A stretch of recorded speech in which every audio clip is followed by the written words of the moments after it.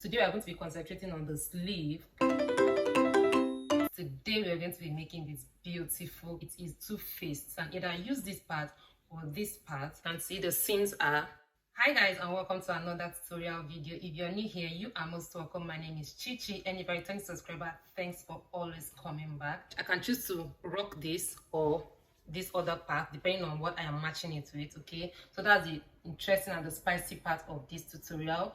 And today we are going to be concentrating on the sleeve. You can see that's the trumpet sleeve. We're going to be concentrating on that. For the top, I already have the tutorial on my channel, and I'm also going to be leaving the link in the description box, or you head on to my channel. The video right before this particular one is the making of the top. That's the bodies of the top or cape, whichever one you choose to call it.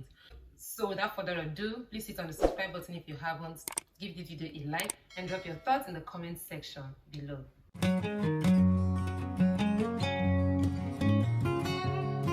And here with me is the pattern paper I'm going to be using for this particular tutorial. And to get started, I'm going to be folding the pattern paper over like so, just like you would fold if you want to cut a peplum.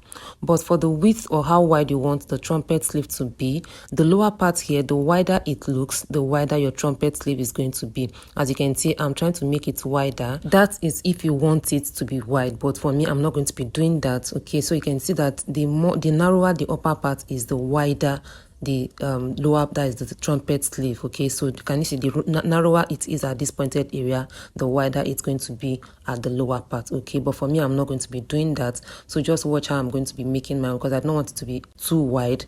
As you can see from the picture on your screen, it's not as wide as the one on the thumbnail. Okay, so you can see, so at this point I'm going to be measuring the width that I want. So for here, I don't want it to be like the total width of the trumpet sleeve. I don't want it to be more than 22 inches. Okay, so now I have the width that I want, and you can see how the upper part looks like. It's not pointed like a normal peplum, you know, upper part should look like. Okay, so at this point I have the width that I want. So the next thing I'm going to be doing from this part, I measure the length of the sleeve, and I add 1 inch seam allowance to it. So the total length for the sleeve is 26 inches, and then I'm going to be adding seam allowance of 1 inch, making a total of 27 inches for the length. Okay, so here's the 27 inches length for the sleeve, and then from this point I'm going to measure from this upper part down to this point that I have, you know, so that I can get the upper arc of the sleeve. Okay, so at this point I have 9.25. okay, so I get that, and then I continue to mark with my tape rule at the upper part stable like so. I just mark around just like you would do like your normal peplum, and then I mark that, and with the tip of the tape rule still fixed at the upper part of the pattern paper, I mark all the way down to the sleeve, that is the length of the sleeve, and I mark around to get my lower arc, that's for the cone part of the sleeve. Okay, so I mark that, and then I'm going to be connecting like so.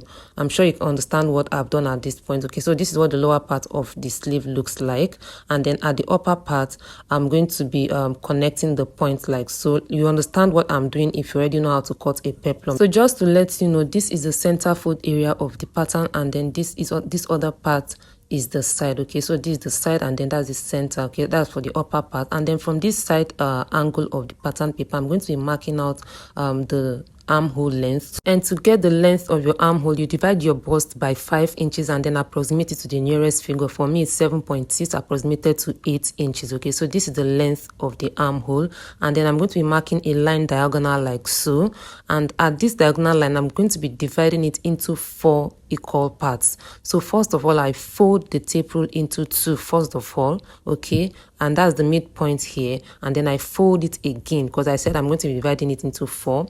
I divide into 4 to give me the 4 parts like so. Okay, I'm sure you understand what I just did here. So I have it divided into 4.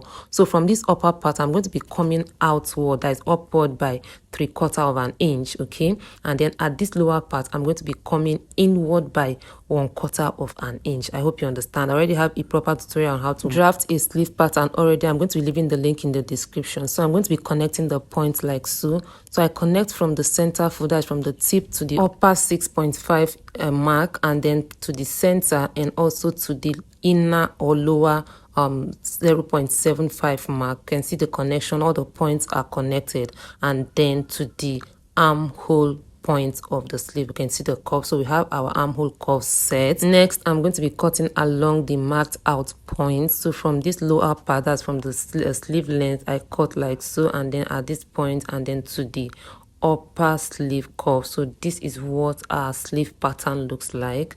So this is exactly all that you have to do to cut your trumpet sleeve. Like I already stated earlier, if you want your trumpet sleeve to be wider than this, then you work on that. But for me, this is the width I want.